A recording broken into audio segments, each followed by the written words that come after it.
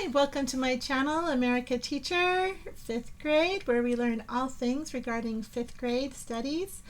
And so today we are studying American history. We are moving right along through our Unit 2, when the two cultures meet. And we are now in Chapter 4, Lesson 4, our last lesson, and then we get to start our reviews for Chapter 4 and Unit 2. Yay! I don't know. If I was a kid, maybe you probably just skip over those. But again, if you've been working on your self-discipline, then you'll make yourself do that. And just make certain that you do know it. Okay? All right, so let's go ahead and get started. We're going to be learning today about the French and the Dutch colonies. And if we look again at our timeline, we started over here, and now we're moving over into 1608, or 1608. Champlain founds Quebec, and in 1626, the Dutch set up New Amsterdam. And do you know what big city that went on to become? It's a big deal. Here we go. Let's see. What to know. Why did the French and the Dutch set up colonies? Well, they didn't want to get left out. And here is, King James or King Henry claiming to be king over France. And the French were like, oh no, we are our own. So the French do help us out quite a bit in separating from England. Vocabulary. Demand. Page 172. Not on this page, so we'll read it in context when we get there. Supply and ally. And the last one, proprietary colony. Isn't that a mouthful? Proprietary. I know what a colony is. What's a proprietary colony? Important people. Samuel de Champlain and Peter Minuet, and let's see, Jacques Marquette, Louis Joliet, and Sieur de la Salle. I admit I'm not French, and I know that they really like their French accent, so I apologize if I mispronounce these French words. Important places are Quebec, New Netherland, New Amsterdam, New Sweden, New Orleans. Main idea and details, and it's that little graphic organizer to help us. You are there. That is our second person point of view. And let's start. Maybe, hold up a 2 every time you hear a clue word like you or yours. The year is 1608, and you're traveling with your father on a trading mission.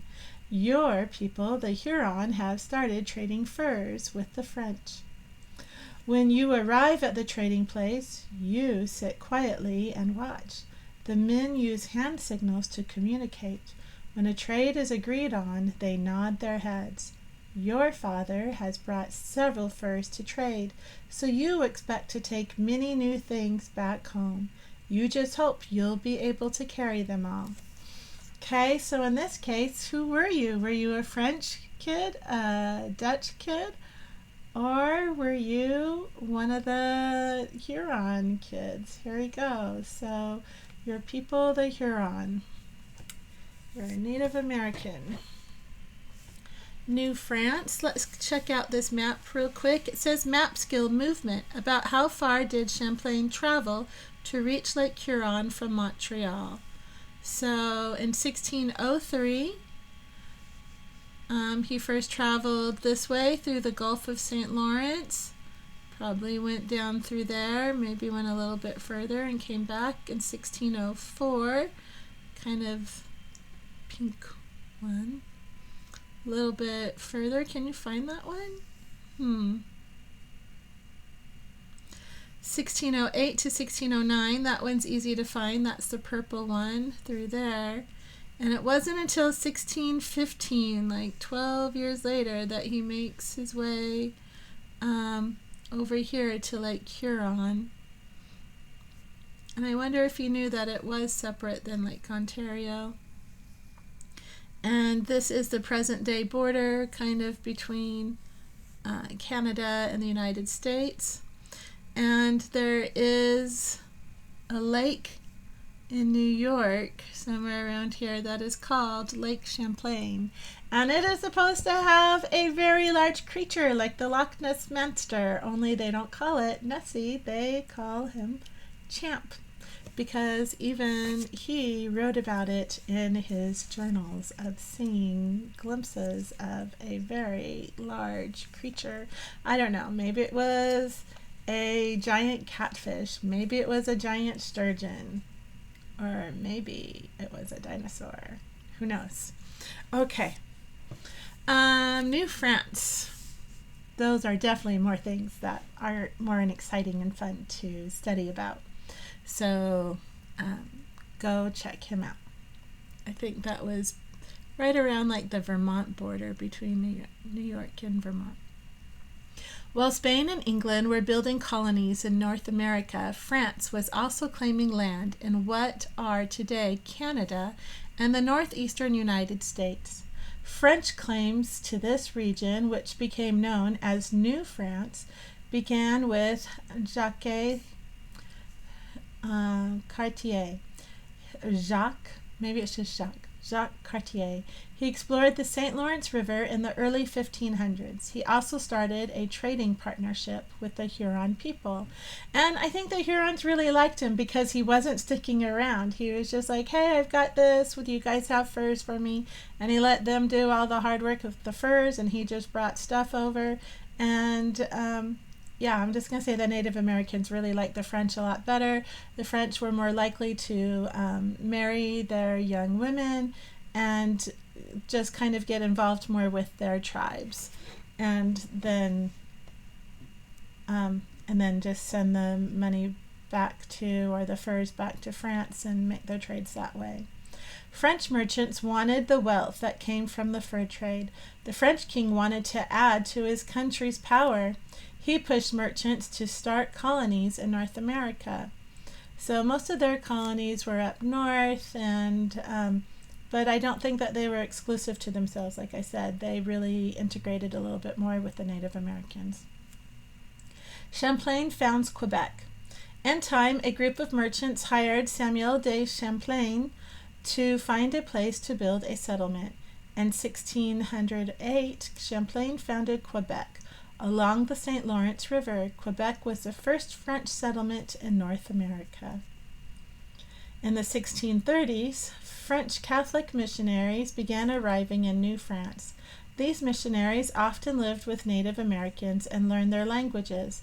The aim of the missionaries was to convert the Native Americans to the Catholic religion. But again, they had a very different way. They were living with them. They learned their languages.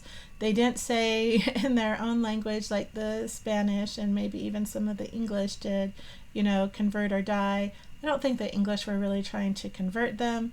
They were just like, because they had already left the Catholic Church. So, but these were a lot kinder, gentler, if you will. The aim of the missionaries was to convert the Native Americans to the Catholic religion. Some French fur traders also lived with the Native Americans. Samuel de Champlain, the statue of Champlain, stands in Canada, and there he is. I'll go ahead and move it up north so you can see him better and the words better. Here we go. They learned their languages and ways of life. Since these traders spent much of their time trapping and hunting, they did not build many long-lasting settlements. Unlike the Spanish and English colonies, New France grew slowly. Most French people were not interested in moving to North America. In the 1600s, the French built only 2 main settlements in all of North America, Quebec and Montreal. By 1625, the population of Quebec had grown to only about 60 people. From 1608, so in 25 years, there's still only 60 French people, and versus 300 of the Pilgrims in 10 years. So again, but I think French people were coming over, but they were kind of converting more to the Native American way of life. Okay, reading check. Main idea and details. Why did New France grow slowly? Again, according to the text, New France grew slowly because most people were not interested in moving to North America. So they had their freedom of beliefs. I don't think they were sent to jail or anything like that, like the Pilgrims were. And although I will say, like the Huguenots later on, that's kind of a religious group. They came over, and who knows why they were called the Huguenots. But they kind of came after Martin Luther and sort of created their own religion, and then the Catholics were kind of again being mean to them and pushed them out of France. So they came over just in time to help in the Revolutionary War. So timing, isn't that interesting? New Netherland. Not long after the English started colonies in North America, the Dutch began to settle their own colony. They called it New Netherland. They built settlements along the Hudson River in parts of what are now New York and New Jersey. Subheading: The Dutch Fur Trade. The Dutch set up a colony in order to profit from the fur trade. The demand or desire for furs was high. The Dutch traded with Native Americans, adding to their supply of fur. Supply in the amount of a good that is offered for sale. When the demand for a good is high and the supply of a good is low, the price of the good usually goes up. And that works in today's economics as well.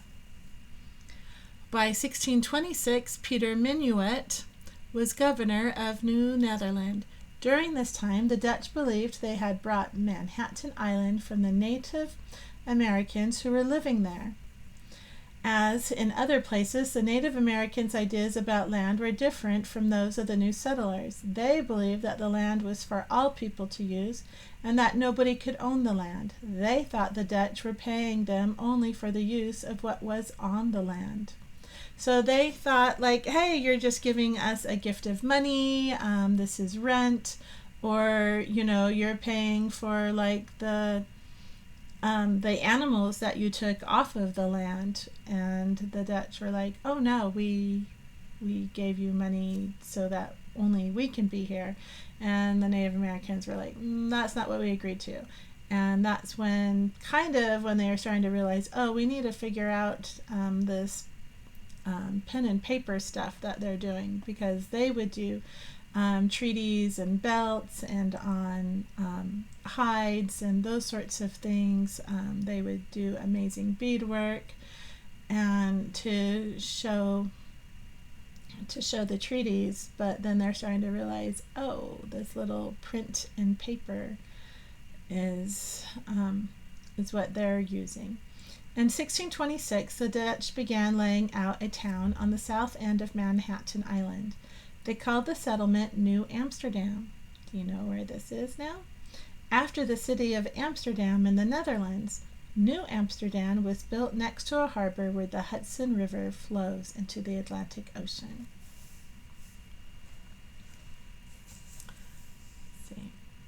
This was a good place for trade. Ships could sail down the Hudson to New Amsterdam to drop off their furs and to get supplies. Ships waited in the harbor to carry the furs to Europe. By the 1630s, now again, remember, this is kind of like when the colony is starting in Plymouth Rock to build up, and then kind of that peace that was there between William Bradford and the Wampanoag was starting to disappear in the 1630s. By the 1630s, New Amsterdam had about 200 people and 30 houses. There were warehouses for storing food and furs. For protection, the Dutch built a fort with high walls made of stone. And guess what? That's probably called Wall Street. Here we go. New Sweden and more conflicts. In 1638, Swedish settlers founded the colony of New Sweden in the south of New Netherland.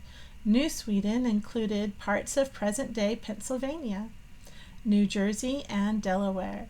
When the Swedes began building homes, the Dutch worried that these new settlers would enter the fur trade. Dutch colonists and the Algonquian who lived nearby had a strong fur trading relationship. So the Dutch were afraid that the Swedes were going to impede on their relationship.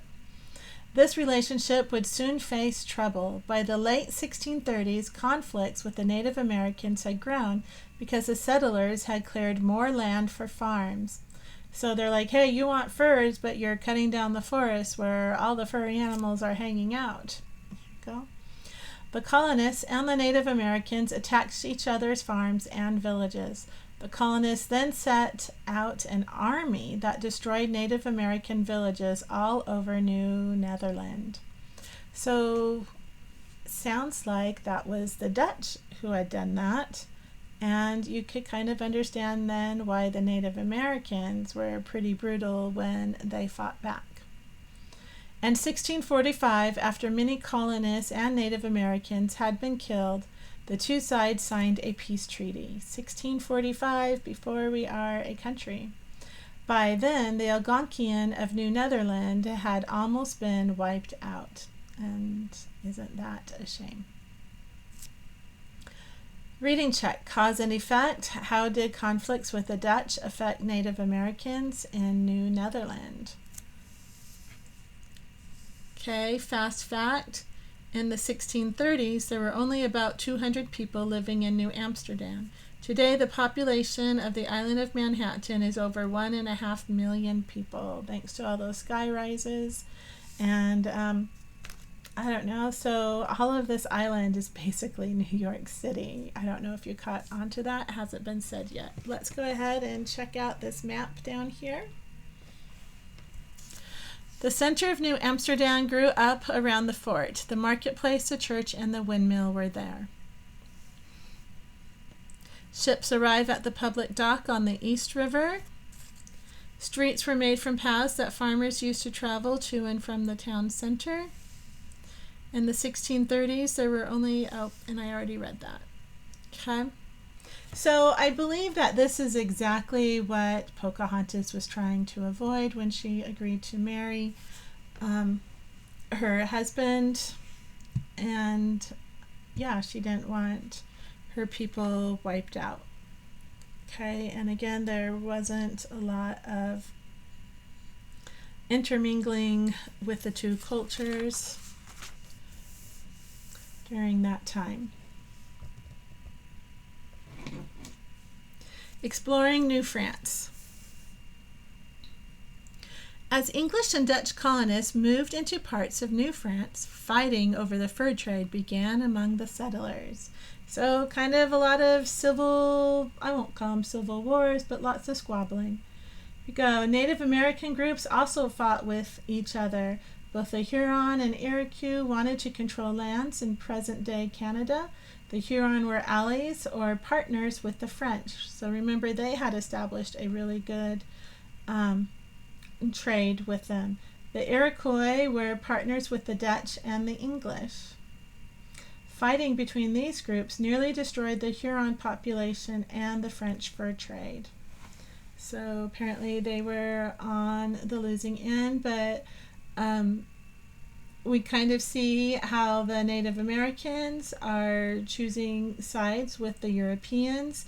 And again, kind of adding to that, the Europeans are getting more people to fight for them.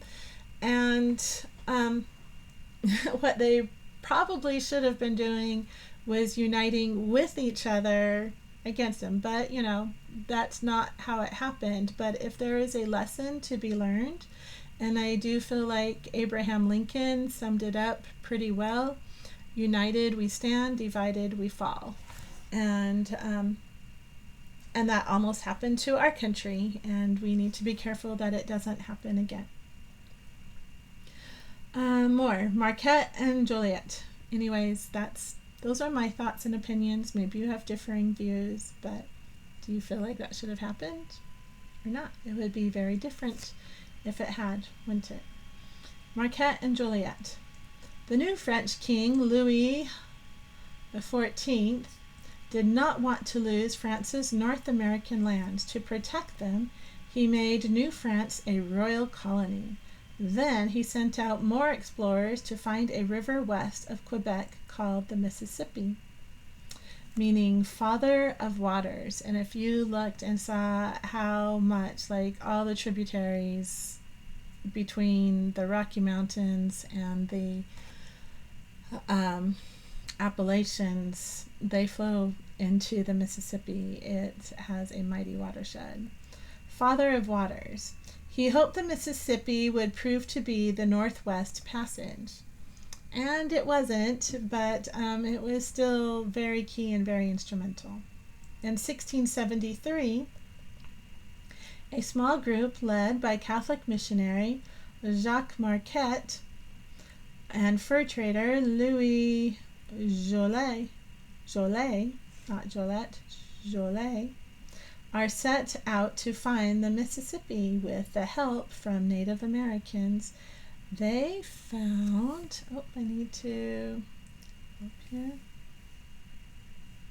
With help from Native Americans, they found the Mississippi. However, because I have to bring it down again. Because the river kept taking them south, they knew it was not the Northwest Passage. They floated down the river to the present-day state of Mississippi.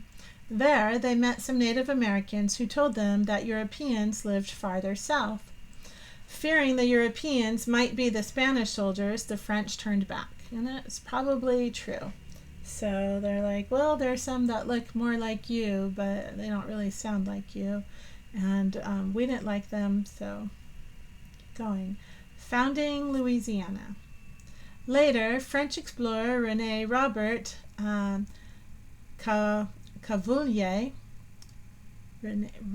Cavelier, known as Sieur de la Salle, set out to find the mouth of the Mississippi River. In 1682, La Salle led an expedition that traveled south from the Illinois River. During the difficult trip, a member of the expedition wrote that after running out of food, they were living only on potatoes and alligators. Oh, that's brutal to have to go and try to, it's either the alligators or us.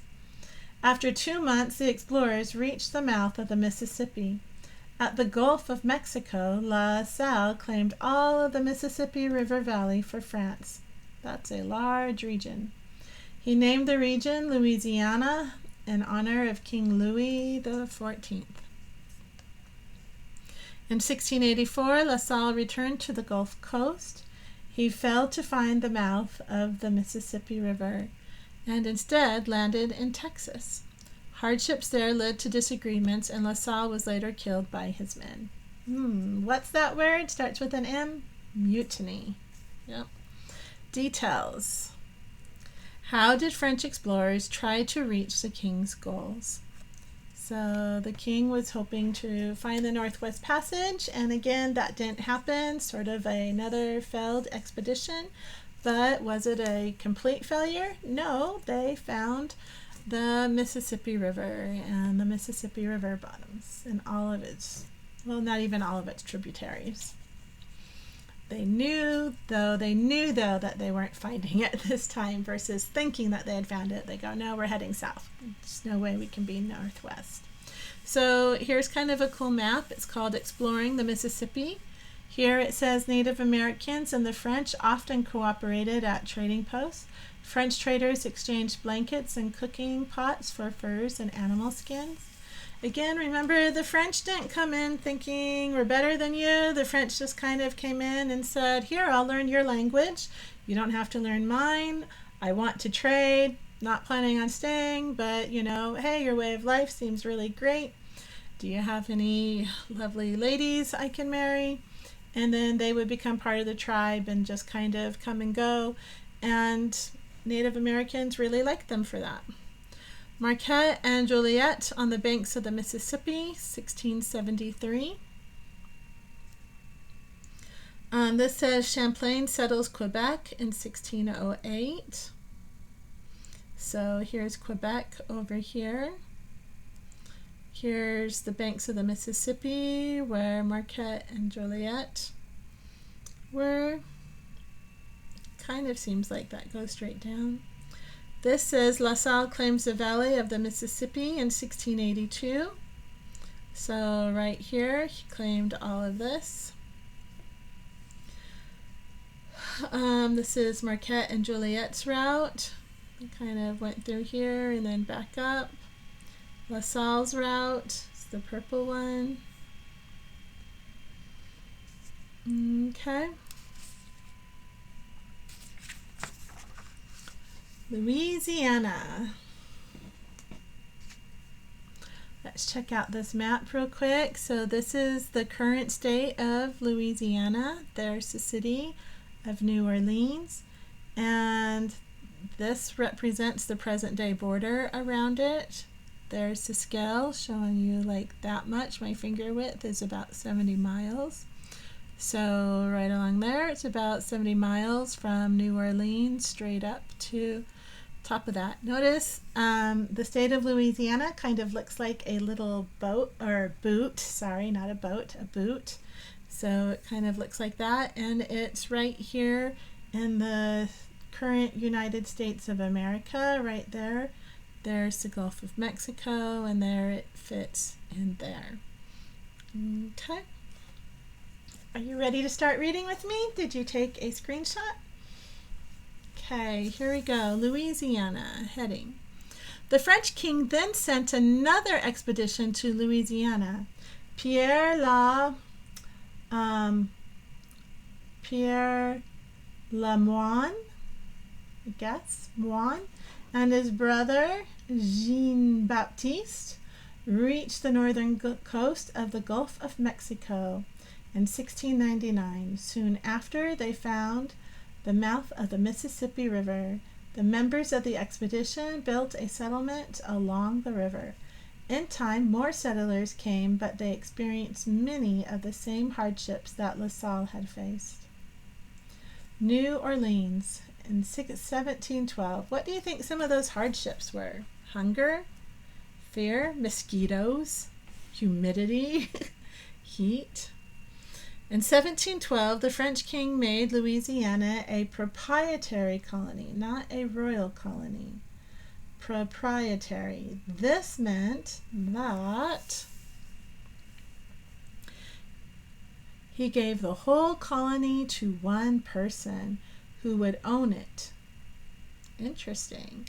So he let one person own it. Who do you think it was? In 1717, John Law, a Scottish banker, became Louisiana's owner. Law started a company to build plantations and towns. He also brought in thousands of new settlers. So I think like France did that. That's interesting though to hear that he's Scottish. I wonder if he lived in France, because Scots really didn't like their English leaders either. He also brought in thousands of new settlers. In 1722, New Orleans, one of the colony's first towns, became Louisiana's capital. Settlers built levees or earthen walls to protect the low-lying town from floodwater. Despite Law's efforts, the colony still needed more workers. Many plantation owners brought in enslaved Africans to do the work.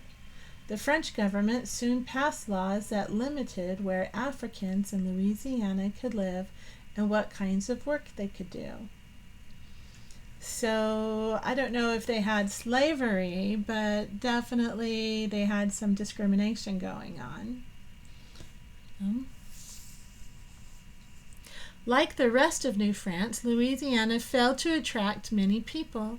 This made it difficult for France to control its lands in North America. By 1763, there were only 80,000 French colonists living in America. And I'm going to say most of them were down here in New Orleans.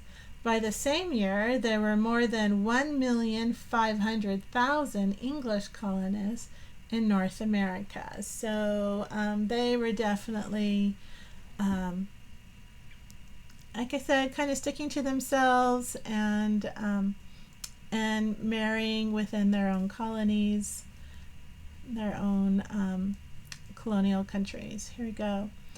Reading check, main idea and details. Why was it hard for the French to control land in North America?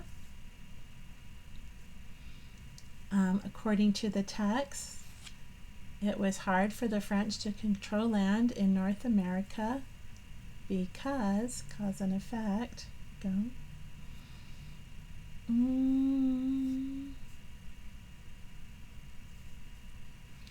Because they failed to attract many people to live there. So they didn't have soldiers, they didn't have people. Here we go. Summary. The French and the Dutch both began building settlements in North America in the 1600s. Both groups wanted to control the fur trade. This often led to fighting between the settlers and their Native American allies. The French and the Dutch had trouble bringing settlers to North America, so the population of their colonies remained low. So let's check this out. European colonies in North America. So we have our Spanish colonies, our English colonies, our French colonies. So location. Spanish colonies were mainly Central America and Southern North America. The English colonies were the Atlantic coast of North America. And the French colonies included northeastern North America and the Mississippi River Valley. Government. The Spanish were ruled by leaders loyal to the Spanish monarch. The English colonies were ruled by leaders loyal to the English monarch and colonial assemblies. And the French colonies were ruled by leaders loyal to the French monarch. Religion. Spanish. Only Catholics were allowed to settle. English. Most early settlers were Protestant or a variation of that. Even though they didn't want to belong to the Church of England, they didn't really call themselves Catholics either. And French colonies, most settlers were Catholic. Although I'm going to say they probably really just adopted the Native Americans' way of life. And although they could say that they were Catholic, few churches were built to support those religious beliefs and continue them. Economy.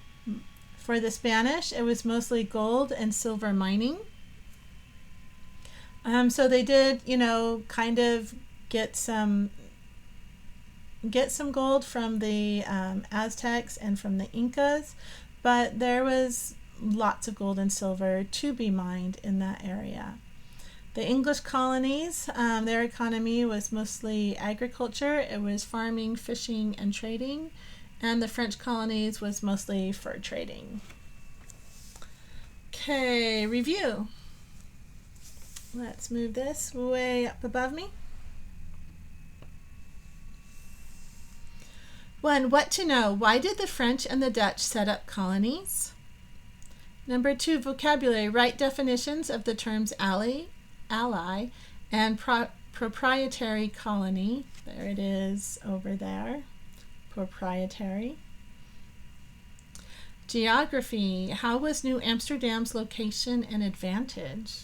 There is a whole map on that. You might need to rewind and go back to that. 4. Critical thinking. Why do you think some Native American tribes made partnerships with settlers? 5. Draw a map. Create a map showing European land claims in North America. Label each region's main religion and language. So if you were to draw a map and then maybe give each one of these like a color, that would be interesting. Main ideas and details. On a separate sheet of paper, copy and complete this graphic organizer. So the details are: the Dutch brought Manhattan Island in 1626.